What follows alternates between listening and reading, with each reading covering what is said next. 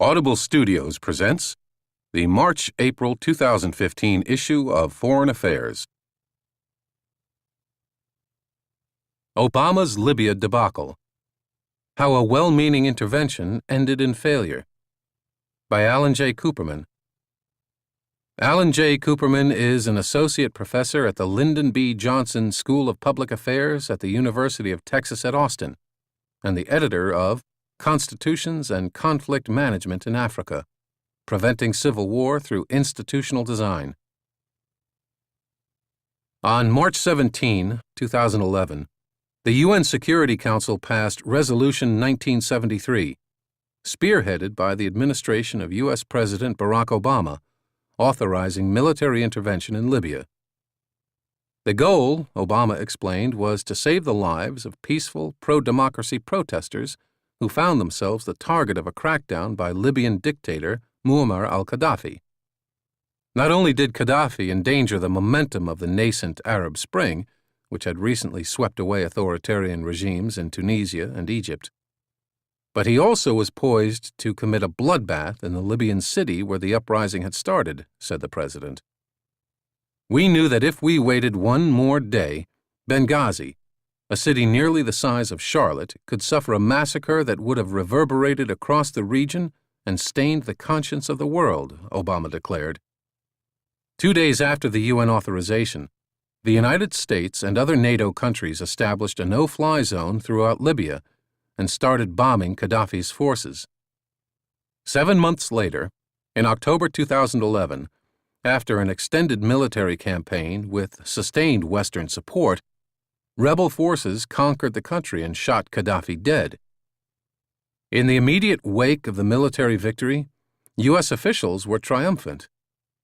Writing in these pages in 2012, Ivo Daalder, then the U.S. Permanent Representative to NATO, and James Stavridis, then Supreme Allied Commander of Europe, declared, "NATO's operation in Libya has rightly been hailed as a model intervention." In the Rose Garden after Gaddafi's death, Obama himself crowed, "Without putting a single U.S. service member on the ground, we achieved our objectives." Indeed, the United States seemed to have scored a hat trick, nurturing the Arab Spring, averting a Rwanda-like genocide, and eliminating Libya as a potential source of terrorism. That verdict, however, turns out to have been premature. In retrospect, Obama's intervention in Libya was an abject failure, judged even by its own standards. Libya has not only failed to evolve into a democracy, it has devolved into a failed state. Violent deaths and other human rights abuses have increased several-fold. Rather than helping the United States combat terrorism, as Gaddafi did during his last decade in power, Libya now serves as a safe haven for militias affiliated with both al-Qaeda and the Islamic State of Iraq and al-Sham, ISIS. The Libya intervention has harmed other U.S. interests as well, undermining nuclear non-proliferation, chilling Russian cooperation at the UN, and fueling Syria's civil war. Despite what defenders of the mission claim, there was a better policy available: not intervening at all, because peaceful Libyan civilians were not actually being targeted. Had the United States and its allies followed that course, they could have spared Libya from the resulting chaos and given it a chance of progress under Gaddafi's chosen successor, his relatively liberal, Western-educated son, Saif al-Islam. Instead, Libya today is riddled with vicious militias and anti-American terrorists, and thus serves as a cautionary tale of how humanitarian intervention can backfire for both the intervener and those it is intended to help.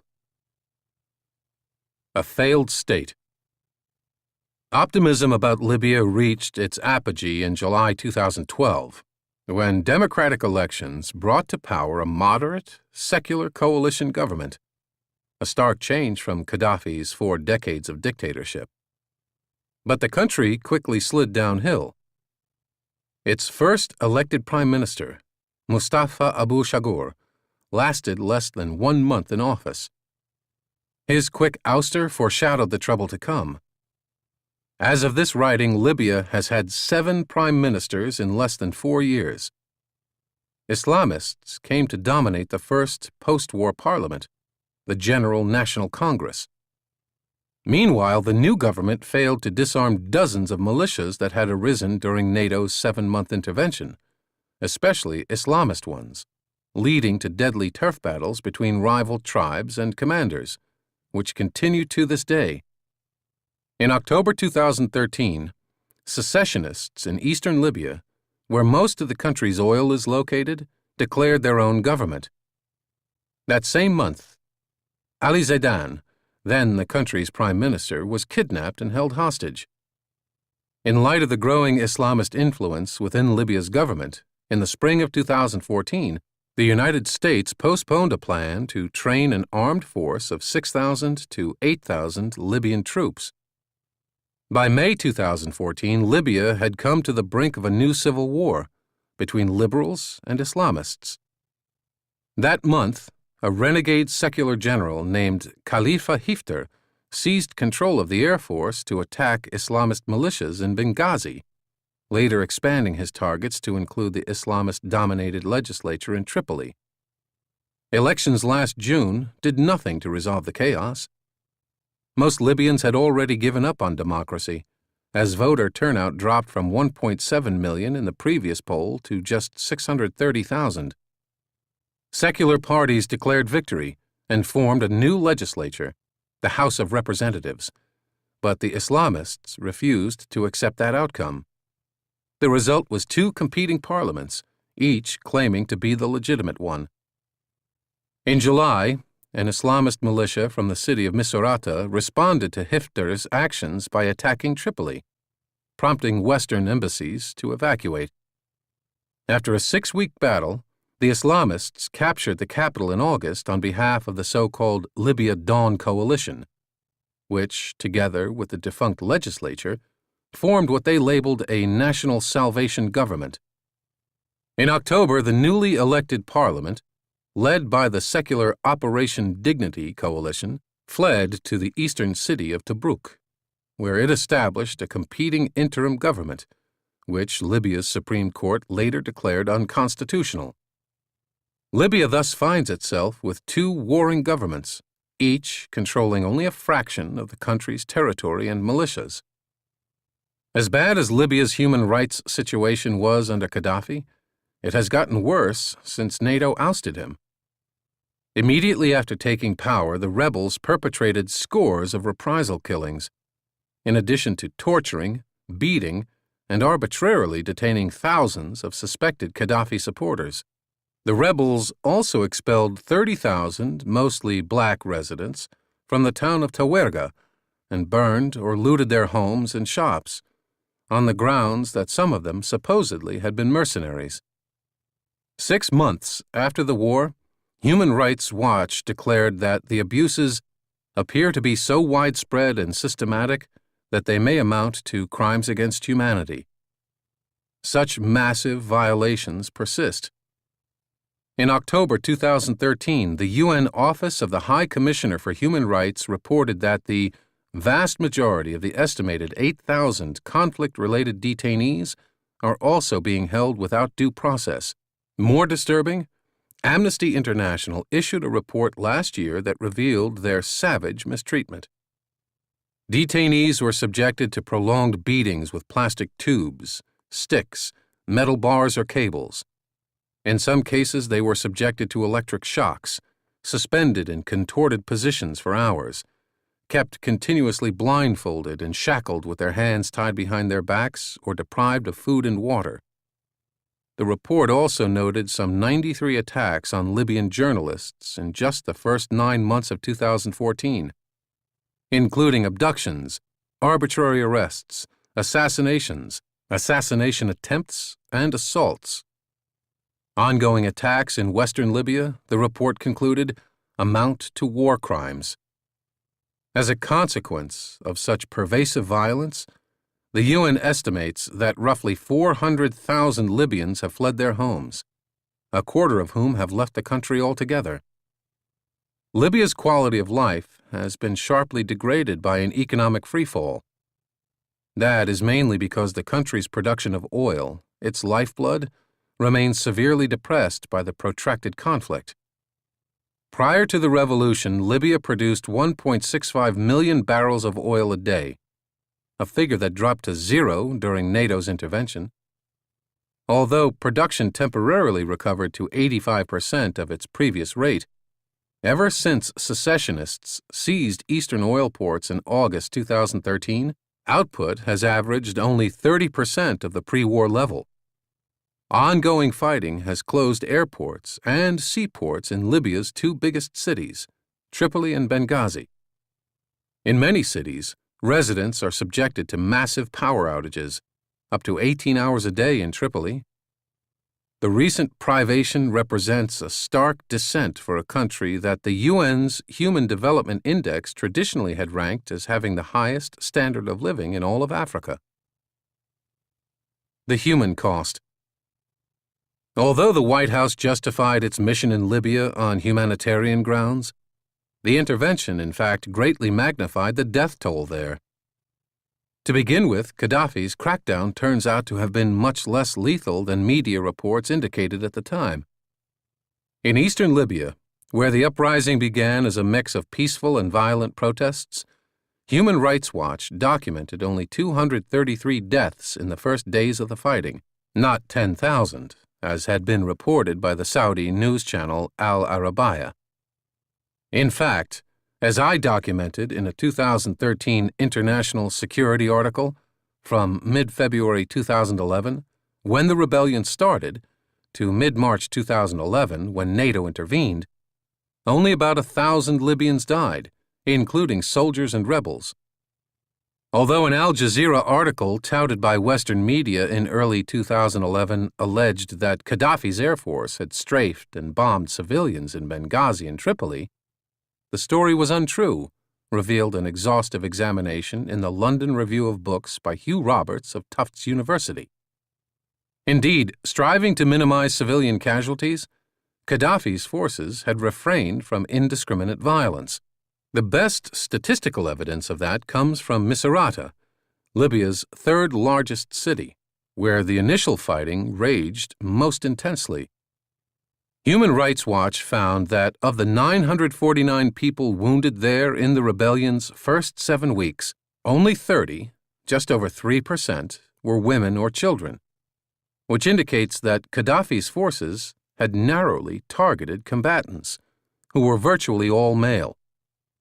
During that same period in Misrata, only 257 people were killed, a tiny fraction of the city's 400,000 residents. The same pattern of restraint was evident in Tripoli, where the government used significant force for only 2 days prior to NATO's intervention to beat back violent protesters who were burning government buildings. Libyan doctors subsequently told a UN investigative commission that they observed more than 200 corpses in the city's morgues on February 20 to 21, but that only 2 of them were female. These statistics refute the notion that Gaddafi's forces fired indiscriminately at peaceful civilians. Moreover, by the time NATO intervened, Libya's violence was on the verge of ending. Gaddafi's well-armed forces had routed the ragtag rebels, who were retreating home.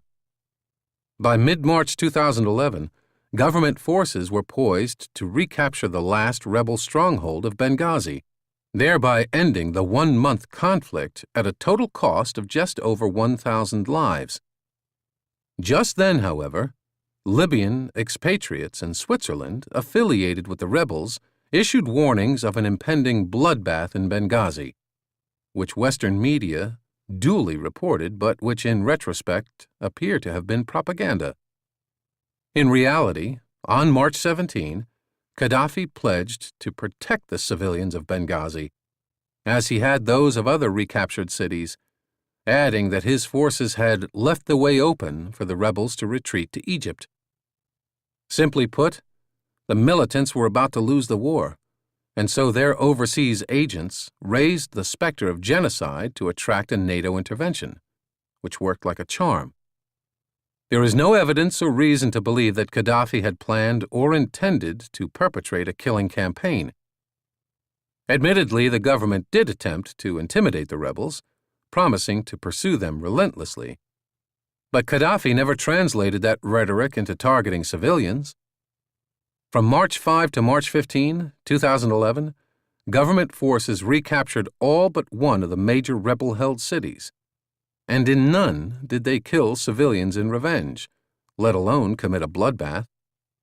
Indeed, as his forces approached Benghazi, Gaddafi issued public reassurances that they would harm neither civilians nor rebels who disarmed. On March 17, he directly addressed the rebels of Benghazi. "Throw away your weapons, exactly like your brothers in Ajdabiya and other places did. They laid down their arms and they are safe. We never pursued them at all." 2 days later, however, the NATO air campaign halted Gaddafi's offensive. As a result, Benghazi did not return to government control. The rebels did not flee, and the war did not end. Instead, the militants reversed their retreat and went back on the offensive. Eventually, on October 20, 2011, the rebels found Gaddafi, tortured him, and then summarily executed him. The regime's last remnants fell 3 days later. All told, the intervention extended Libya's civil war from less than 6 weeks to more than 8 months. Claims of the number killed during the war have varied wildly. At a closed-door conference in November 2011, organized by the Brookings Institution, one U.S. official characterized the final death toll as around 8,000. By contrast, the rebels' health minister asserted in September 2011, before the war was even over, that 30,000 Libyans had already died. However, the post-war government's Ministry of Martyrs and Missing Persons sharply reduced that figure to 4,700 civilians and rebels, plus an equal or lesser number of regime forces and 2,100 people missing on both sides, for a high-end death estimate of 11,500. Aggregate casualty statistics were not compiled during the subsequent 2 years of persistent low-level conflict, but reports did emerge of several significant skirmishes, such as a March 2012 fight between rival tribes in the southern city of Sabha that left 147 dead. In light of such figures, it is reasonable to estimate that the conflict killed at least 500 people a year in 2012 and 2013. Better data are available for the renewed civil war of 2014. The website Libya Body Count, which documents casualties daily, reports that the total number of Libyans killed last year was more than 2,750. Moreover, unlike Gaddafi's forces in 2011, the militias fighting in Libya today do use force indiscriminately. In August 2014, for example, the Tripoli Medical Center reported that of the 100 killed in recent violence, 40 were women and at least 9 were children. The following month, in a blatant war crime, militants fired a multiple rocket launcher at a medical facility. This grim math leads to a depressing but unavoidable conclusion.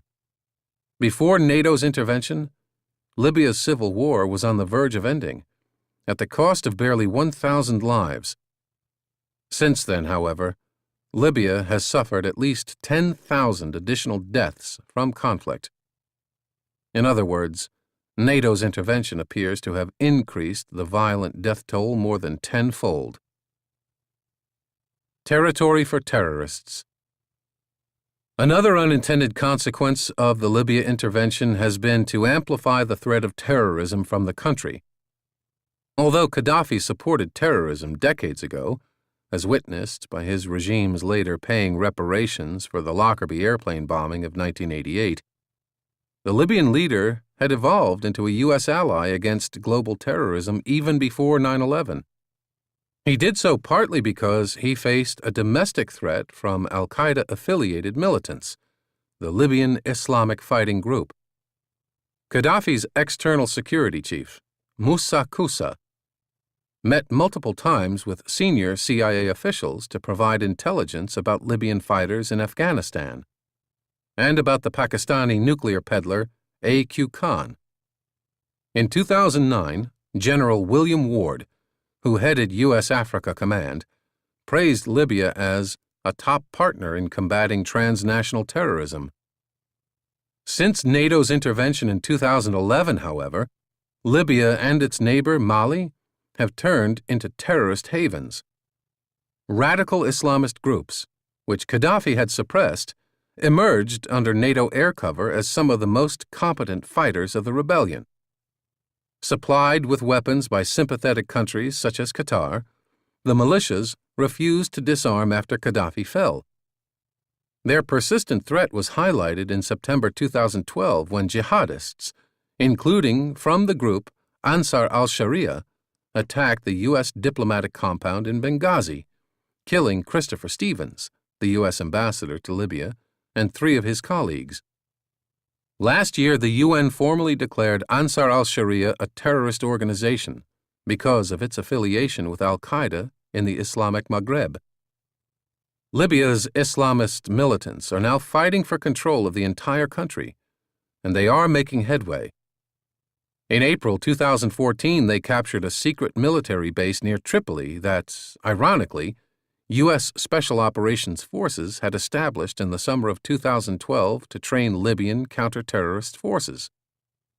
Qatar and Sudan have flown weapons to the Islamists as recently as September 2014.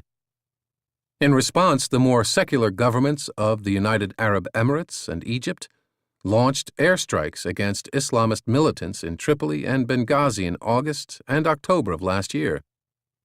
Libya's jihadists now include more than just al-Qaeda affiliates. As of January 2015, factions aligned with ISIS, also known as the Islamic State, have perpetrated killings or kidnappings in all 3 of Libya's traditional administrative zones.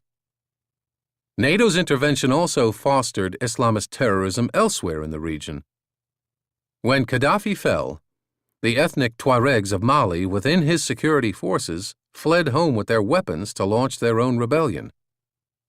That uprising was quickly hijacked by local Islamist forces and al-Qaeda in the Islamic Maghreb, which declared an independent Islamic State in Mali's northern half.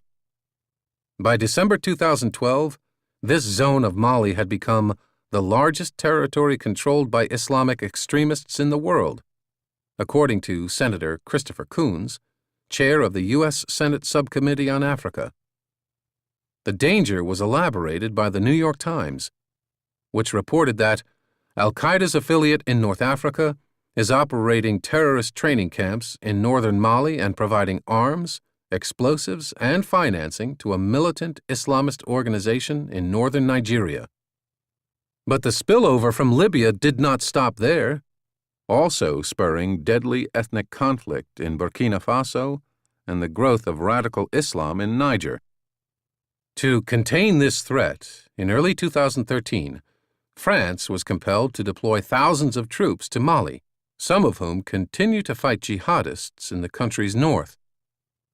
The terrorism problem was exacerbated by the leakage of sensitive weapons from Gaddafi's arsenal to radical Islamists across North Africa and the Middle East. Peter Bokert of Human Rights Watch estimates that 10 times as many weapons went loose in Libya as in Somalia, Afghanistan, or Iraq. Perhaps the greatest concern is man-portable air defense systems, known as man-pads, which, in capable hands, can be used to shoot down both civilian airliners and military aircraft. Up to 15,000 such missiles were unaccounted for as of February 2012, according to a U.S. State Department official cited in a Washington Post column. A $40 million buyback effort had secured only 5,000 of them. The column added that hundreds of these weapons were still on the loose, including in Niger, where some had been obtained by Boko Haram, the radical Islamist group across the border in northern Nigeria. Another few dozen have been found in Algeria and Egypt. The missiles have even made their way through Egypt to the Gaza Strip. In October 2012, militants there fired one for the first time, just missing an Israeli army helicopter, and Israeli officials said that the weapons originated in Libya. More recently, in early 2014, Islamists in Egypt used another such missile to shoot down a military helicopter. Libyan man pads and sea mines have even surfaced in West African arms markets, where Somali buyers have snapped them up for Islamist rebels and pirates far away in northeastern Africa. The Broader Backlash. The harm from the intervention in Libya extends well beyond the immediate neighborhood. For one thing, by helping overthrow Gaddafi, the United States undercut its own nuclear non-proliferation objectives. In 2003, Gaddafi had voluntarily halted his nuclear and chemical weapons programs and surrendered his arsenals to the United States. His reward, 8 years later, was a U.S.-led regime change that culminated in his violent death. That experience has greatly complicated the task of persuading other states to halt or reverse their nuclear programs. Shortly after the air campaign began, North Korea released a statement from an unnamed foreign ministry official saying that the Libyan crisis is teaching the international community a grave lesson, and that North Korea would not fall for the same U.S. tactic to disarm the country. Iran's supreme leader, Ayatollah Ali Khamenei, likewise noted that Gaddafi had wrapped up all his nuclear facilities, packed them on a ship, and delivered them to the West. Another well-connected Iranian, Abbas Abdi, observed, "When Gaddafi was faced with an uprising, all Western leaders dropped him like a brick. Judging from that, our leaders assess that compromise is not helpful. The intervention in Libya may also have fostered violence in Syria." In March 2011, Syria's uprising was still largely nonviolent, and the Assad government's response, although criminally disproportionate, was relatively circumscribed, claiming the lives of fewer than 100 Syrians per week. After NATO gave Libya's rebels the upper hand, however, Syria's revolutionaries turned to violence in the summer of 2011, perhaps expecting to attract a similar intervention.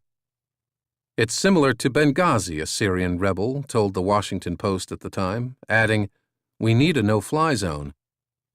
The result was a massive escalation of the Syrian conflict, leading to at least 1,500 deaths per week by early 2013, a 15-fold increase. NATO's mission in Libya also hindered peacemaking efforts in Syria by greatly antagonizing Russia. With Moscow's acquiescence, the UN Security Council had approved the establishment of a no-fly zone in Libya and other measures to protect civilians. But NATO exceeded that mandate to pursue regime change.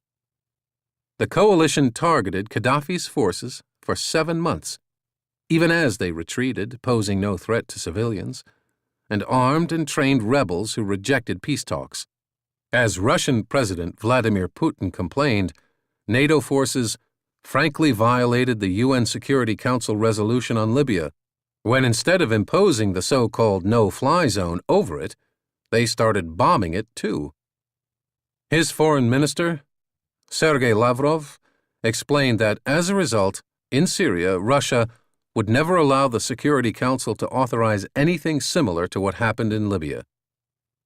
Early in the Arab Spring, proponents of intervening in Libya had claimed that this course would sustain the momentum of the relatively peaceful uprisings in Tunisia and Egypt. In reality, NATO's action not only failed to spread peaceful revolution, but also encouraged the militarization of the uprising in Syria and impeded the prospect of UN intervention there. For Syria and its neighbors, the consequence has been the tragic exacerbation of 3 pathologies: humanitarian suffering, sectarianism, and radical Islam. The road not taken. Despite the massive turmoil caused by the intervention, some of its unrepentant supporters claim that the alternative, leaving Gaddafi in power, would have been even worse. But Gaddafi was not Libya's future in any case. 69 years old and in ill health, he was laying the groundwork for a transition to his son Saif, who for many years had been preparing a reform agenda. I will not accept any position unless there is a new constitution, new laws, and transparent elections, Saif declared in 2010. Everyone should have access to public office. We should not have a monopoly on power. Saif also convinced his father that the regime should admit culpability for a notorious 1996 prison massacre and pay compensation to the families of hundreds of victims. In addition, in 2008, Saif published testimony from former prisoners alleging torture by revolutionary committees, the regime's zealous but unofficial watchdogs, whom he demanded be disarmed.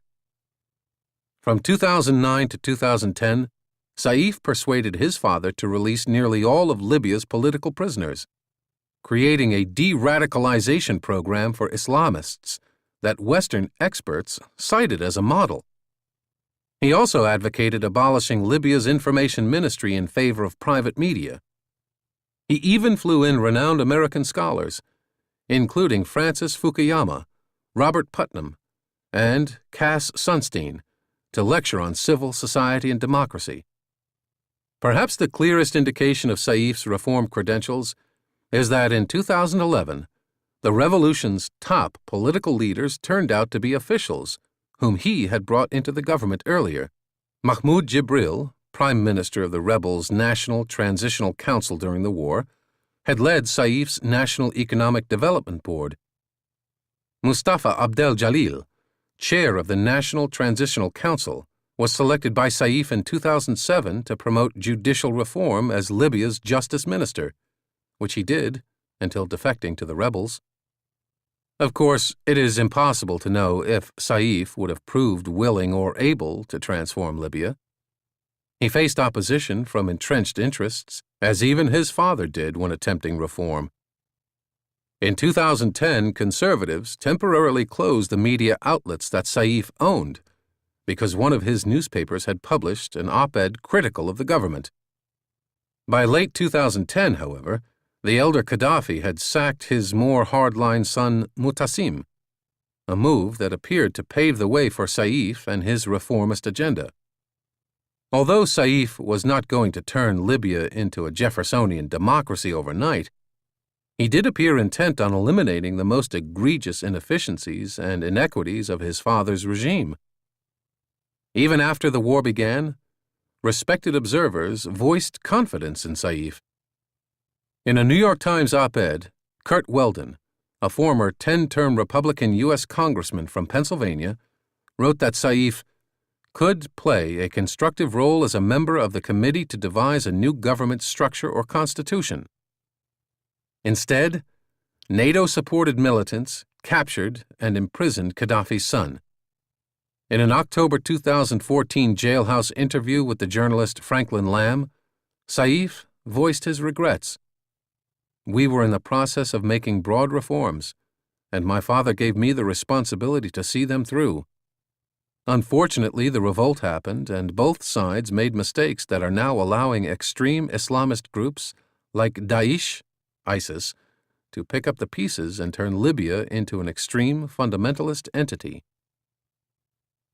Learning from Libya. Obama also acknowledges regrets about Libya, but unfortunately he has drawn the wrong lesson. "I think we underestimated the need to come in full force," the president told the New York Times columnist Thomas Friedman in August 2014.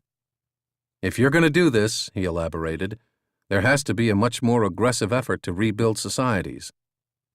But that is exactly the wrong takeaway. The error in Libya was not an inadequate post-intervention effort. It was the decision to intervene in the first place.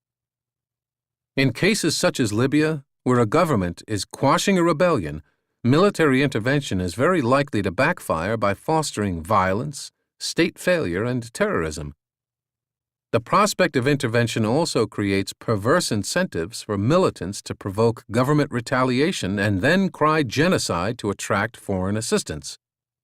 The moral hazard of humanitarian intervention. The real lesson of Libya is that when a state is narrowly targeting rebels, the international community needs to refrain from launching a military campaign on humanitarian grounds to help the militants. Western audiences should also beware cynical rebels who exaggerate not only the state's violence, but their own popular support, too. Even where a regime is highly flawed, as Gaddafi's was, chances are that intervention will only fuel civil war, destabilizing the country, endangering civilians, and paving the way for extremists. The prudent path is to promote peaceful reform of the type that Gaddafi's son Saif was pursuing. Humanitarian intervention should be reserved for the rare instances in which civilians are being targeted and military action can do more good than harm, such as Rwanda in 1994, where I have estimated that a timely operation could have saved over 100,000 lives. Of course, great powers sometimes may want to use force abroad for other reasons, to fight terrorism, avert nuclear proliferation, or overthrow a noxious dictator. But they should not pretend the resulting war is humanitarian, or be surprised when it gets a lot of innocent civilians killed. This has been an Audible Studios production of Foreign Affairs, March-April 2015, Volume 94, Number 2. Copyright 2015 by the Council on Foreign Relations. Production copyright 2015 by Audible Inc. Audible Studios is a division of Audible Inc.